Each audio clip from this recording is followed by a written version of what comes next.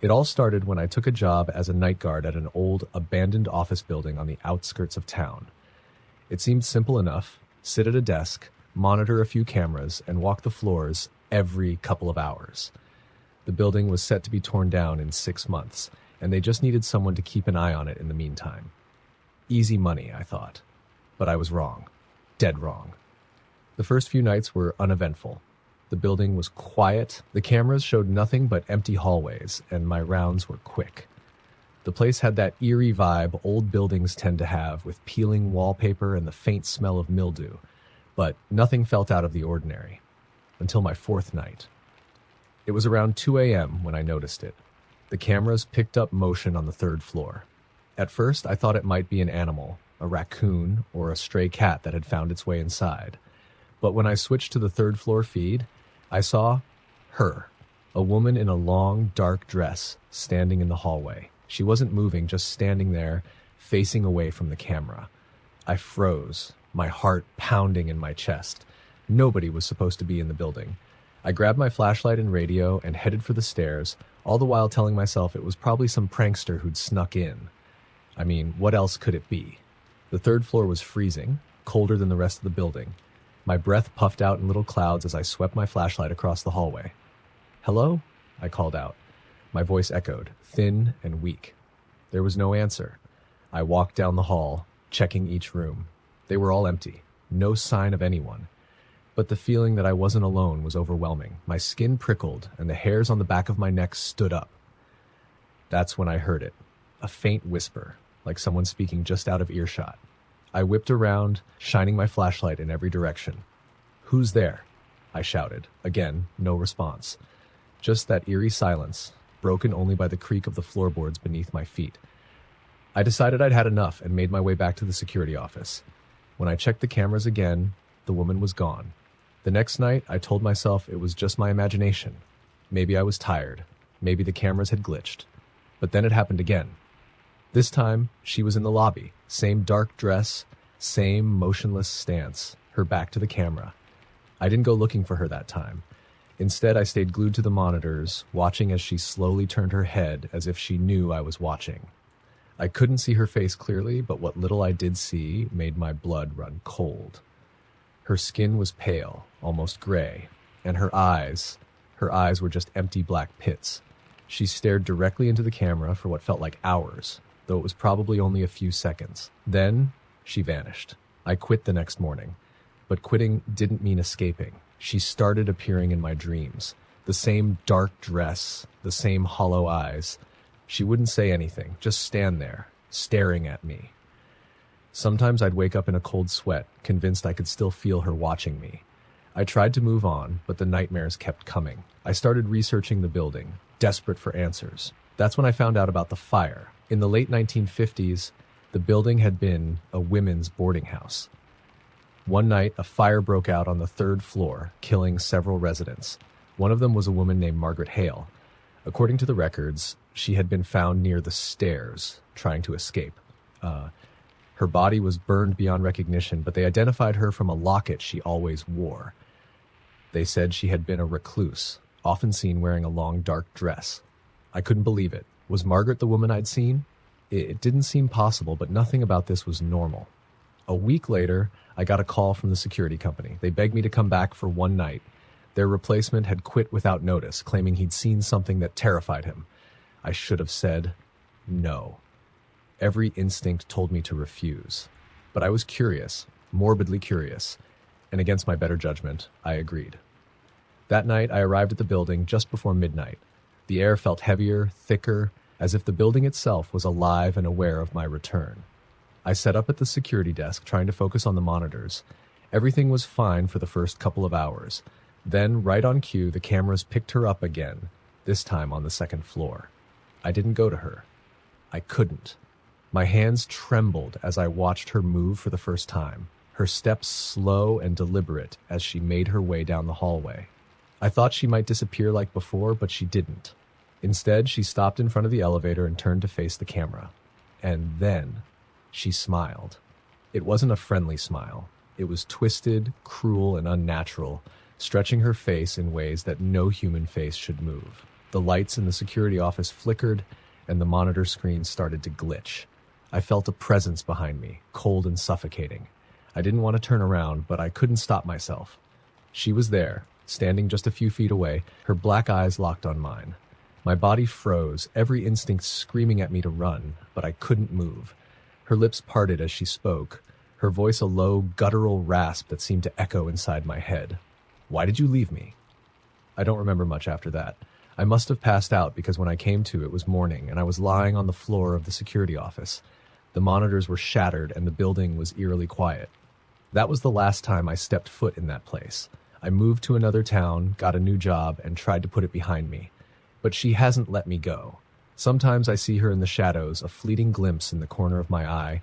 Other times I hear her voice in the dead of night, whispering my name. I don't know what she wants, but I know one thing for certain: I'll never escape her. She's a part of me now, and no matter how far I run, she'll always find me. Story number 2. I took a job as the night security guard for a storage facility just outside of a small town in Ohio. It seemed like easy work. Sit in the office, patrol the property a few times during the night, and make sure everything stayed locked up tight. The pay wasn't great, but I wasn't in a position to be picky. The facility itself was isolated, surrounded by dense woods on all sides. There was one long gravel road leading in and out, and at night, it felt like I was in the middle of nowhere. The owner told me that the place had been broken into a few times, so my main job was just to deter thieves. The first couple of nights were uneventful. I spent most of my time scrolling through my phone and glancing at the monitors. The cameras covered the main gate, the rows of storage units, and the office parking lot. Everything seemed normal, until my third night. It was around 1 a.m. when I noticed something odd on the cameras. One of the unit doors in the farthest row was open, just a crack. I knew I had locked everything earlier, and no one had entered through the main gate. Figuring it might have been a faulty lock or someone messing around, I grabbed my flashlight and headed out to check. The night was cold, and the gravel crunched loudly under my boots. The row of storage units stretched ahead of me like a tunnel, the lights casting long, eerie shadows. When I reached the open unit, I shined my flashlight inside. It was empty. The door wasn't damaged or forced. It was like someone had unlocked it with a key. I closed it, double-checked the lock, and moved on. Back in the office, I reviewed the footage. That's when things got strange. The door hadn't opened gradually like it was pushed or blown by the wind. It had slid open in one smooth motion. And right before it did, the camera caught a faint flicker of movement near the door, like a shadow passing across the lens. I didn't sleep well that day. The next night, the activity started earlier. Around midnight, the cameras picked up motion in the same row of units. This time, multiple doors were open, all in a line. My stomach churned as I stared at the screen. I didn't want to go out there, but I didn't have much of a choice. I grabbed my flashlight, my radio, and a metal baton the owner had left in the office. As I approached the row, the temperature seemed to drop. The air felt heavy, oppressive, and my breath came out in visible puffs. The doors stood open, gaping like mouths in the darkness. My flashlight beam shook as I stepped closer. Inside the first unit, I saw a single wooden chair in the middle of the concrete floor. It hadn't been there the night before. The second unit was empty, but the third, God, I'll never forget what I saw in the third unit. There was writing on the walls, scratched deep into the metal with something sharp. It was hard to read, but as I got closer, I realized it was a name. My name. Over and over, in jagged letters. I stumbled back, my heart pounding. That's when I heard it, a low, guttural sound, like someone groaning in pain. It came from further down the row. Against every instinct, I followed the noise. At the end of the row, the last unit door was wide open. The groaning sound grew louder as I approached, echoing off the metal walls. I stepped inside, shining my flashlight around. The unit was empty, but the sound didn't stop. It felt like it was coming from everywhere and nowhere at once. Then, the door slammed shut behind me. I spun around, panicking, and banged on the door, but it wouldn't budge. My flashlight flickered, the beam weakening. That's when I saw them. Shadows, dozens of them, moving along the walls. They weren't cast by me or my flashlight. They moved independently, swirling and shifting. One by one, the shadows began to take shape, forming human-like figures with elongated limbs and featureless faces. They crept closer, movements jerky and unnatural. I screamed and swung the baton wildly, but it passed through them like smoke. Their cold presence pressed against me, and a voice, low, raspy, and inhuman, whispered in my ear, "You don't belong here." The next thing I remember, I was outside the unit, sprawled on the gravel. The sun was rising, and the facility was eerily quiet. All the doors were closed, and there was no sign of anyone or anything. I quit that morning. The owner didn't seem surprised when I told him. He just nodded and said, "You're not the first." I still don't know what I encountered that night. I've heard stories about the land the facility was built on, rumors of an old cemetery that had been moved, though not all the graves were accounted for. Whatever it was, it didn't want me there, and I'll never set foot near that place again. Story number 3. I never should have taken the job, but money was tight and I couldn't afford to be picky. A small town in Kansas had posted an ad for a night watchman at their old courthouse. It wasn't in use anymore, just an empty relic waiting for renovations. My only task was to make sure no one broke in or vandalized the place. The courthouse stood in the middle of town like some looming specter, its windows dark and lifeless. The local kids whispered stories about it, calling it cursed. They said it was haunted by the ghosts of criminals hanged there over a century ago. I laughed it off as small-town superstition. The first night, the place felt like any other empty building. The floors creaked beneath my boots, and the air carried that stale, dusty smell of abandonment. I had a small office near the entrance with a desk, a couple of old monitors, and a two-way radio. My rounds were simple: check each floor every hour and watch the cameras in between. By midnight, I was already bored. The cameras showed nothing but static hallways and empty rooms. I walked the first floor, sweeping my flashlight across cracked walls and peeling paint. As I passed the old courtroom, I noticed something odd. One of the benches was out of place, pushed into the aisle. I thought maybe I hadn't noticed it earlier, so I moved it back and continued my patrol. At 2 a.m., the monitors flickered. For a split second, I thought I saw movement, something darting across the frame on the second floor. I stared at the screen, waiting for it to happen again, but the hall was empty. I grabbed my flashlight and headed upstairs. The second floor was colder, the air thick with an unshakable heaviness. My footsteps echoed as I walked the length of the hallway, checking each room. Nothing seemed out of place until I reached the old judge's chambers. The door was ajar, and as I pushed it open, my flashlight illuminated a single chair in the center of the room. It was facing the wall, as if someone had been sitting there, staring at nothing. A chill ran down my spine, but I told myself it was just furniture left behind by the previous tenants. When I turned to leave, I heard it. A soft, low whistle like someone exhaling through pursed lips. I spun around, my flashlight beam bouncing off the walls, but the room was empty. The whistle grew louder, echoing down the hall, and then silence. I hurried back to the office, my nerves frayed.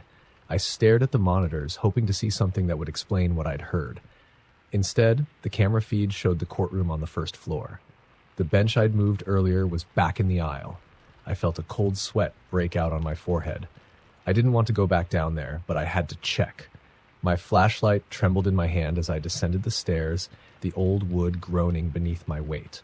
The courtroom was eerily quiet. The bench was exactly where I'd seen it on the monitor, as if someone or something had moved it back. "Is someone here?" I called out, my voice cracking.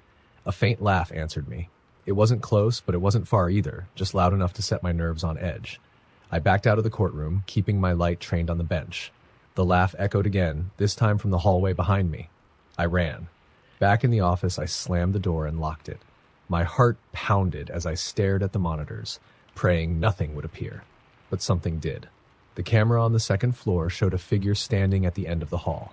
It was faint, almost transparent, but unmistakably human.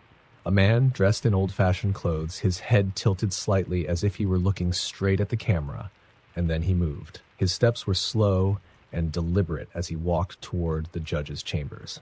My breath caught in my throat as I watched the door creak open on the monitor, but the figure didn't enter. He stopped, turned toward the camera, and smiled. It wasn't a normal smile. It was wide and grotesque, stretching his face in a way that made my stomach churn. His eyes were dark, empty pits, and as he stared into the camera, I swear I could feel him looking at me. The screen flickered, and he was gone. I didn't wait for morning. I grabbed my things and bolted for the exit, the heavy silence of the courthouse pressing in around me. As I reached the front door, I heard a whisper behind me, a single word, drawn out and chilling. "Stay." I didn't look back. The next day, I called the courthouse supervisor and quit. I didn't care about the paycheck or the explanation, but my curiosity got the better of me, and I started digging into the courthouse's history. What I found still haunts me. In the late 1800s, a man named Samuel Harker had been sentenced to death there. He'd been a respected member of the community until it came out that he was a killer, responsible for the deaths of several young women. They said he'd smile at his victims, that same grotesque smile, before he killed them. His trial had been held in that very courtroom, and he was kept in the judge's chambers before his execution. He never made it to the gallows. The night before his hanging, he was found dead in his cell, his face frozen in that awful grin. The locals said he cursed the courthouse, swearing he'd never leave. I don't know if that's true, but I know one thing. Something evil is still in that building, and I pray I never have to face it again. Story number 4. The sign outside the hospital said it was closed, condemned decades ago after funding ran out. But as I stood at the gate, the place didn't feel abandoned. The windows were shattered, vines crawled up the brick walls, and the air had the stale metallic tang of decay. But something about it felt alive, watching. I was hired to guard the property for one night.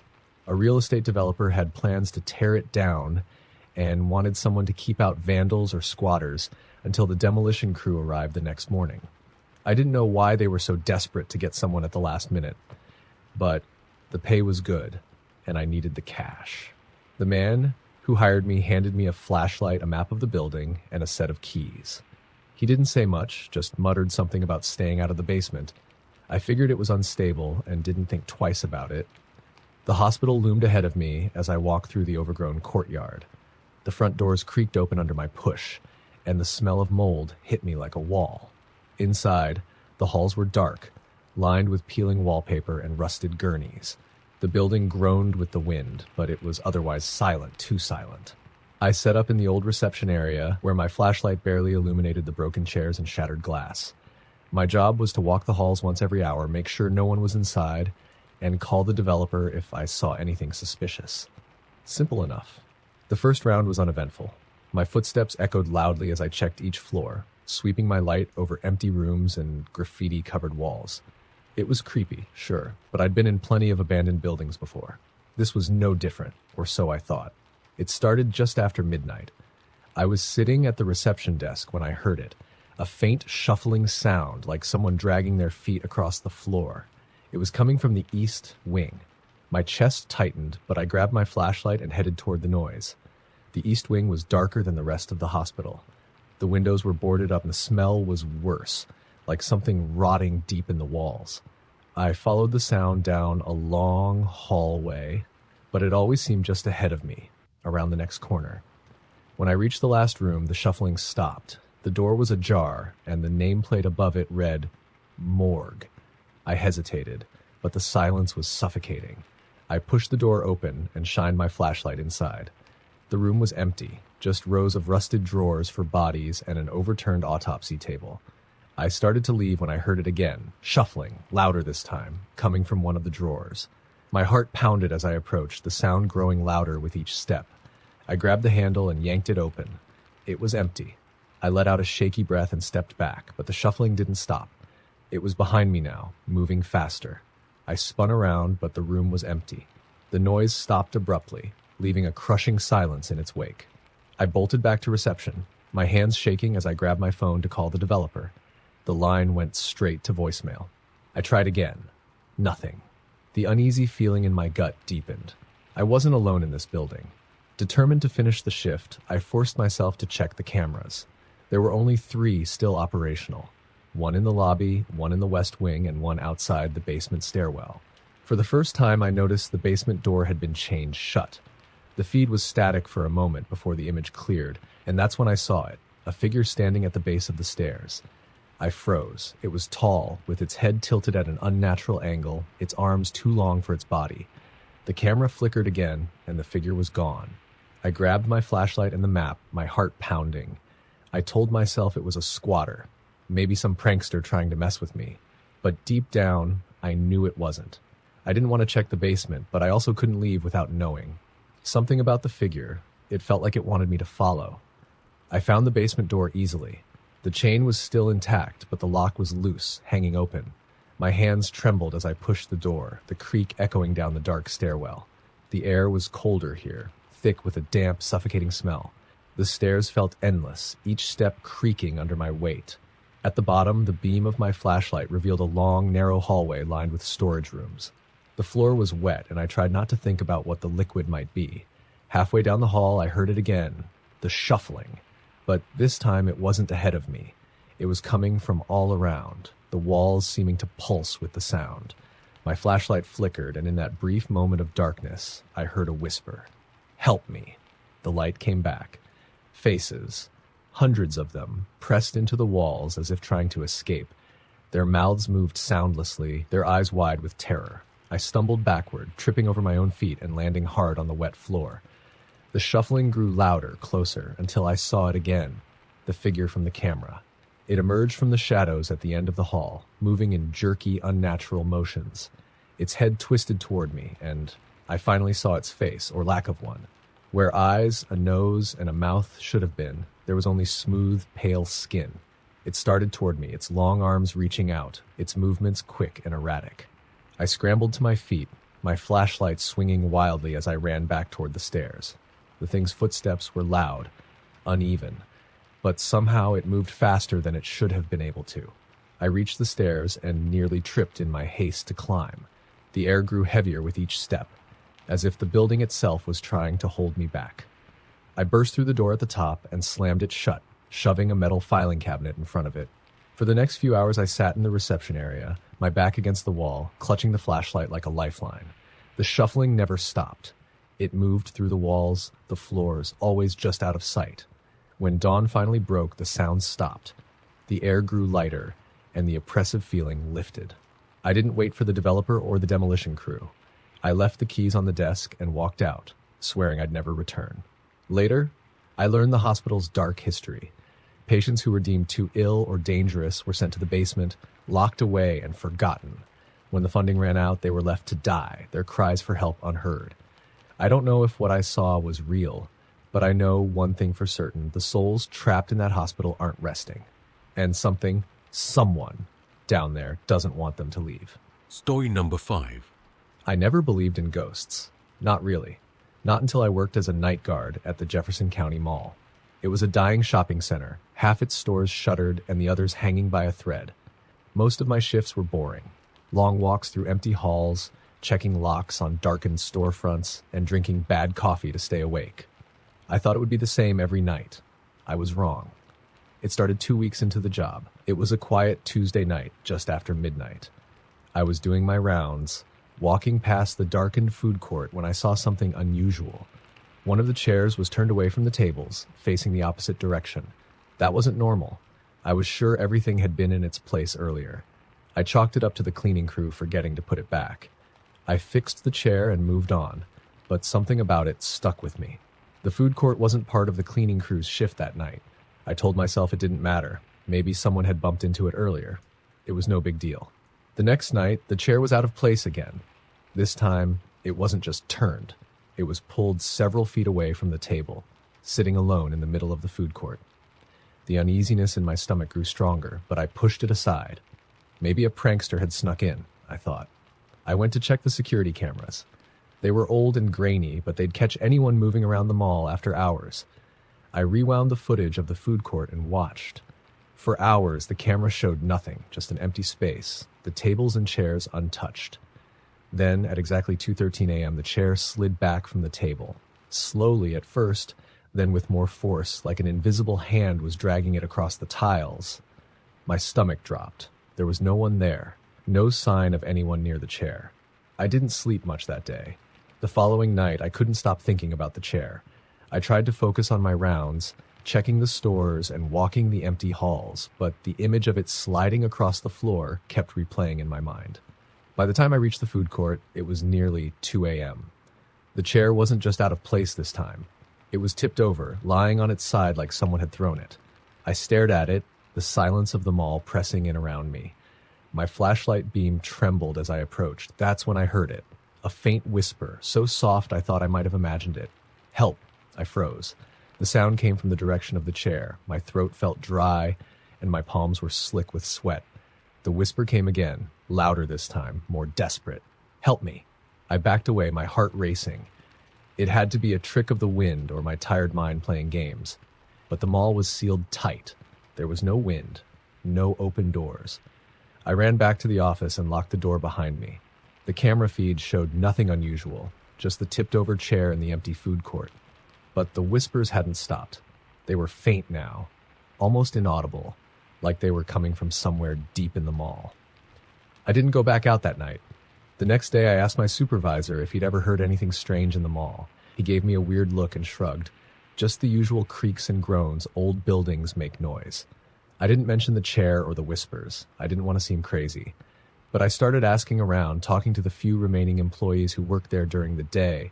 Most of them just laughed off my questions. But one, a janitor named Ray, lowered his voice and glanced over his shoulder before answering. "You ever hear about the kid?" he asked. "What kid?" I said, leaning in. Back in the 90s, a little boy went missing in this mall. His mom turned her back for just a second, and when she looked back, he was gone.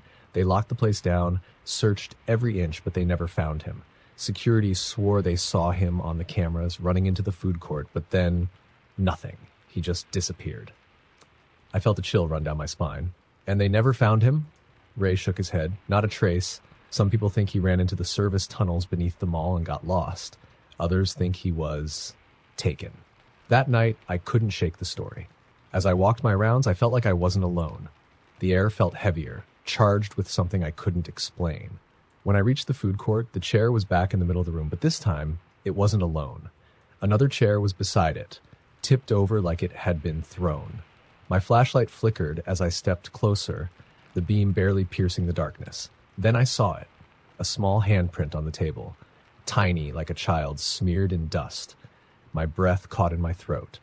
I reached out, my fingers trembling, and brushed against the handprint. The whisper came again, louder this time, echoing through the food court. "Help me." The lights overhead flickered, and the temperature dropped. I could see my breath in the air. Then the sound of footsteps, light, quick, like a child running, echoed through the room. I spun around, but the food court was empty. The footsteps stopped, and the whisper returned. Closer now. "Help me, please." The sound was coming from the service door behind the food court. I hesitated, every instinct screaming at me to run, but something compelled me forward. I pushed the door open, revealing a narrow stairwell leading down into darkness. The smell hit me first, damp, musty, and faintly metallic. The whispers grew louder as I descended, each step creaking under my weight. At the bottom, I found a long, narrow hallway lined with storage rooms. My flashlight flickered again, the beam barely holding steady. I followed the whispers to the last room. The door was ajar, and as I stepped inside, the temperature plummeted. My flashlight illuminated a small, cluttered space filled with broken furniture and old boxes. In the corner, something glinted in the light, a tiny shoe covered in dust. The whispers stopped. Then a loud crash echoed behind me, and the door slammed shut. I spun around, my flashlight swinging wildly, but the room was empty. The air felt heavy, oppressive, and I could hear my own heartbeat pounding in my ears. A shadow moved in the corner of my eye, and I turned just in time to see the figure of a child, pale, with hollow eyes and tattered clothes, standing in the doorway. His lips moved soundlessly, but I didn't need to hear him to understand. "Help me." I don't remember how I got out. One minute, I was in that room, and the next, I was back in the office, trembling and drenched in sweat. The rest of the night passed in a blur, and when morning came, I handed in my keys and quit on the spot. I don't know what happened to that boy, but I know one thing. He's still in that mall, trapped between worlds, searching for someone to help him, and I'll never step foot in that place again. Story number 6.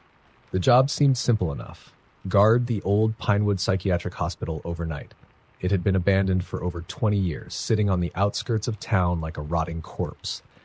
The building was slated for demolition, but local authorities were concerned about vandals and thrill-seekers sneaking in. I was hired to keep an eye on the place until the wrecking crew arrived in a week. The first night, I pulled up to the towering building just as the sun dipped below the horizon. Pinewood was enormous, its cracked windows and sagging roof giving it a menacing appearance. The overgrown grounds were littered with debris, and the once grand front doors hung on rusty hinges. Inside, the air was stale and cold. My footsteps echoed through the empty halls as I made my way to the old security office. The room was small, containing a desk, a dusty swivel chair, and a wall of outdated monitors connected to cameras that barely functioned. The static-filled screens flickered as I sat down, showing grainy images of the decaying hallways. The first few hours passed uneventfully.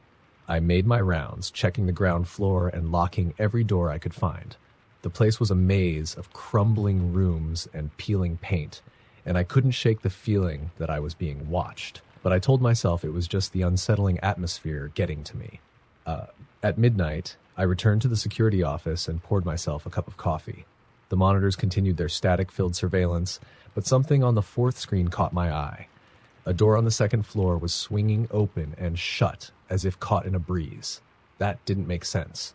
There were no windows left intact on that floor, and I was sure I'd locked every door during my rounds. Grabbing my flashlight, I made my way upstairs. The second floor was colder, the air thick and heavy. My flashlight beam danced across the cracked walls and graffiti-covered doors as I walked toward the swinging door. When I reached it, the movement stopped. The door stood perfectly still, slightly ajar. I hesitated, then pushed it open, shining my light inside. The room was empty, just a small, padded space with an old iron bed frame bolted to the floor. A chill ran down my spine as I noticed deep scratches on the walls, as if someone had clawed at them in desperation. I heard a faint sound behind me, a soft shuffling like bare feet on tile. I spun around, but the hallway was empty. "Hello?" I called, my voice trembling. No response. I quickly returned to the security office, my nerves on edge. The monitors showed nothing unusual, but the fourth screen, the one showing the second floor, was now flickering more than the others. I stared at it, my stomach tightening as I saw a shadow move across the hallway. I leaned closer, trying to make out what it was, but the static grew worse, obscuring the image. Then, all at once, the monitor went black. The others followed, one by one, until the room was plunged into silence. The only sound was my own breathing, shallow and rapid. I tried to shake it off, telling myself it was just a glitch in the old system. But when I looked up, the light in the office began to flicker. The buzzing sound of the fluorescent bulb grew louder, and then with a loud pop, it went out. The darkness was suffocating. I fumbled for my flashlight, its beam cutting through the black as I shined it toward the door. That's when I saw her. A figure stood just outside the office, partially obscured by the shadows. She was pale, her long hair hanging in stringy strands around her face. Her head was tilted at an unnatural angle, and her eyes, those hollow, empty eyes, locked onto mine. I froze, unable to move or speak. She took a step closer, her bare feet making no sound on the tile. Her lips moved, but no words came out. Instead, a low, guttural moan filled the air, growing louder with each passing second. The lights on the monitors flickered back on, illuminating the office in a harsh, eerie glow. I turned to look at the screens, desperate for an explanation, and what I saw made my blood run cold. The cameras showed the hallways, but they weren't empty anymore. Dozens of figures were moving through the hospital, their gaunt forms shuffling aimlessly. Some crawled on all fours, their limbs twisted at impossible angles. Others dragged themselves along the floor, leaving streaks of black behind them. And in every corner of the screen, those hollow eyes stared back at me. The woman outside the office let out a bone-chilling scream, snapping me out of my trance. I bolted for the door, my flashlight barely illuminating the path as I ran through the halls. The air grew colder with every step, and the faint whispers began, soft at first, but rising in a crescendo of overlapping voices. "Don't leave. Help us. Stay." I turned a corner and nearly tripped over one of the figures. It was crawling toward me, its arms unnaturally long and its mouth stretched into a grotesque grin.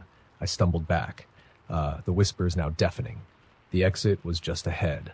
I could see the faint glow of moonlight streaming through the cracked glass doors. Summoning every ounce of courage, I sprinted toward it, ignoring the sounds of footsteps and dragging bodies closing in behind me. I burst through the doors and into the night, collapsing onto the overgrown grass. The whispers stopped abruptly, leaving only the sound of my ragged breathing and the rustling of leaves in the wind. When I looked back at the hospital, the windows were dark. The building stood silent and still, as if nothing had happened. But I knew better. Something was in there, something that shouldn't have been. I didn't go back for my paycheck. I didn't even return to town. I packed my things and moved as far away as I could, leaving Pinewood Psychiatric Hospital behind. But it didn't leave me. Sometimes, late at night, I hear the whispers. Soft, faint, just beyond the edge of hearing. "Help us. Stay." and I wonder if I ever truly escaped. Story number 7. I used to work as a caretaker for a sprawling estate deep in the Appalachian Mountains. It was an isolated property, miles from the nearest town, surrounded by dense forests and rolling hills. The main house was massive, 3 stories of weathered stone and creaking wood, with ivy snaking up its sides. The owners had long since abandoned it, leaving it to me to keep things in order. I didn't mind the solitude. In fact, I preferred it. The peace and quiet allowed me to focus on my duties, repairing fences, checking the generator, and ensuring the house didn't completely fall apart. But there was one rule I had to follow, a rule that seemed strange, even then. Never, under any circumstances, go into the West Wing. At first, I didn't think much of it. Maybe the floorboards were rotted, or the ceiling was in danger of collapsing. The estate's lawyer, who had hired me, said the owners wanted that part of the house untouched. They're very particular about it, he'd told me. Just stay out and there won't be any problems. I nodded, took the job, and didn't ask questions. For the first few weeks, everything was fine. I kept to my tasks and stayed out of the West Wing.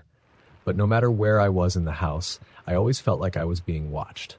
I chalked it up to the sheer size of the place. Empty houses can do that to you. Then the noises started. It began with faint scratching, like nails on wood, coming from the West Wing. I heard it late at night while I was lying in bed. It wasn't loud, but it was persistent. I tried to ignore it, telling myself it was just mice or raccoons. But the sound grew louder with each passing night. Scratching turned to thudding, like someone or something was moving around in the forbidden part of the house. Once I even heard what sounded like whispers, that faint and unintelligible, coming through the walls. The unease settled into my bones, but I still didn't break the rule. Curiosity clawed at me, though, and I started to notice strange things. Objects in the main hall were moved ever so slightly from where I'd left them. Doors I was sure I'd locked were suddenly ajar, and the West Wing's heavy oak door, always shut tight, sometimes appeared cracked open. One night, after a particularly loud series of thuds, I decided to investigate. I told myself I wasn't going to enter the West Wing, just peek through the door and make sure no one had broken in. Grabbing my flashlight, I crept down the long corridor leading to the forbidden area. The air grew colder as I approached the door, and the faint scent of mildew filled my nostrils. My hand trembled as I reached for the doorknob, and for a moment, I hesitated. Then, steeling myself, I pushed the door open just enough to shine my flashlight inside. The beam cut through the darkness, revealing a long hallway lined with decaying wallpaper and faded portraits. The air was thick and still, like the space had been untouched for decades. I was about to pull back when my light landed on something that made my blood freeze. At the far end of the hallway, a figure stood in the shadows. It was tall and thin, its limbs unnaturally long and gangly, its head tilted slightly as if it were looking directly at me, though I couldn't make out any features. My heart pounded as the figure began to move, its jerky, unnatural motions propelling it toward me. I slammed the door shut and bolted back to my room, locking the door behind me. My breaths came in shallow gasps, and I could still feel the cold of the West Wing clinging to my skin. The noises grew worse after that night. Footsteps echoed through the house at all hours, accompanied by faint laughter that sent chills down my spine. The scratching turned to banging, as though something was trying to break through the walls. And every time I passed the West Wing, the door seemed to inch open a little farther. I thought about leaving, but something held me back. Maybe it was stubbornness, or maybe it was the absurdly high paycheck that came with the job. Whatever the reason, I decided to stay. But I knew I couldn't ignore the West Wing any longer. The final straw came on a stormy night. Lightning illuminated the house in stark flashes, casting eerie shadows across the walls. I was sitting in the parlor, trying to ignore the now constant noises, when I heard a loud crash. It came from the West Wing. Heart pounding, I grabbed a crowbar from the tool shed and made my way back to the forbidden door.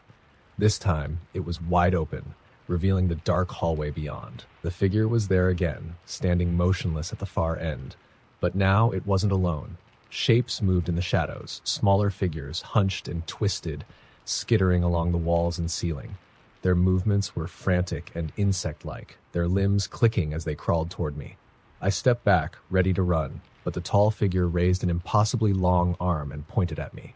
A voice filled my head, not a sound, but a sensation, like icy tendrils curling around my brain. You've seen too much. The smaller figures lunged, their grotesque forms spilling out of the west wing. I turned and ran, their screeches echoing in my ears as I sprinted down the hall. The air around me seemed to thicken, slowing my movements, but I pushed forward, desperate to escape. I burst out of the house and into the rain-soaked yard, the cold night air filling my lungs. The noises stopped abruptly, and when I turned back, the house was dark and silent. The door to the west wing was closed, as if nothing had happened. I didn't wait to find out if it would open again. I left that night, abandoning my belongings and my paycheck. The estate's lawyer called me the next day, asking why I'd left. I couldn't bring myself to tell him the truth, so I said I wasn't feeling well and hung up. I never returned to the house, but it still haunts my dreams. Sometimes I see the tall figure standing at the foot of my bed, its hollow gaze piercing through the darkness, and every so often I hear a faint scratching on my bedroom walls. Story number 8. When I took the job as a security guard at the Willowmere Funeral Home, I thought it would be easy money. The place had been around for decades, run by the same family until the last owner passed away. It had since fallen into disrepair, with peeling wallpaper, cracked ceilings, and the faint smell of mildew that clung to everything. My job was simple: keep an eye on the building overnight and ensure no one broke in. The first night was quiet, aside from the occasional creaks of the old building settling. I walked the halls, my flashlight cutting through the dim, dusty air, and tried not to think about the fact that the embalming room was just down the hall. The silence was oppressive, but I told myself it was just my imagination. On the second night, things started to change. It was around 2 a.m. when I heard the first sound. A faint shuffling, like footsteps, echoed through the halls. I froze, listening. The sound was coming from the direction of the viewing room. My heart pounded as I walked toward it, gripping my flashlight tightly. The viewing room was empty. The rows of worn chairs sat undisturbed, and the casket at the front of the room was closed. The air was heavy, the kind of stillness that made your skin crawl. I convinced myself it was nothing, maybe a rat scurrying in the walls. But as I turned to leave, I noticed something odd. One of the chairs in the back row was turned slightly, as if someone had been sitting there and pushed it back when they stood. I stared at it for a moment, unease prickling at the back of my neck. The rest of the night passed uneventfully, but I couldn't shake the feeling that I wasn't alone. The third night was worse. I had just finished my rounds and was sitting in the small office near the entrance, drinking coffee and watching the grainy footage from the security cameras. Most of the screens showed empty halls and silent rooms, but one, the camera in the embalming room, kept glitching. Static flickered across the screen, distorting the image. Then, for a brief moment, the static cleared. There was a figure in the room. It stood near the embalming table, its back to the camera. The figure was tall and unnaturally thin, its limbs slightly too long. It wore a dark suit, and its head tilted to one side, as if listening for something. My breath caught in my throat as I stared at the screen, unable to look away. The figure began to turn. I slammed the monitor off before I could see its face. My hands shook as I grabbed my flashlight and rushed to the embalming room. The door creaked loudly as I pushed it open, the beam of my flashlight revealing nothing but empty tables and shelves. The room was silent, save for the faint hum of the old fluorescent lights. But the air was colder now, biting against my skin. And on the embalming table, a single fingerprint was smudged into the dust, long and narrow, too large to be human. I didn't sleep that day. By the fourth night, I was questioning whether I should even come back. But the paycheck was good, and I told myself it was just my nerves playing tricks on me. I arrived at the funeral home just after sunset, the building looming in the fading light like a tombstone. The first few hours were quiet, but I couldn't shake the feeling that I was being watched. Every creak of the floorboards, every gust of wind against the windows made my heart race. Around midnight, I heard the sound again. Footsteps, louder this time, coming from the viewing room. I hesitated before heading toward the sound, my flashlight shaking in my hand. When I reached the viewing room, the air was icy cold, my breath visible in the beam of the flashlight.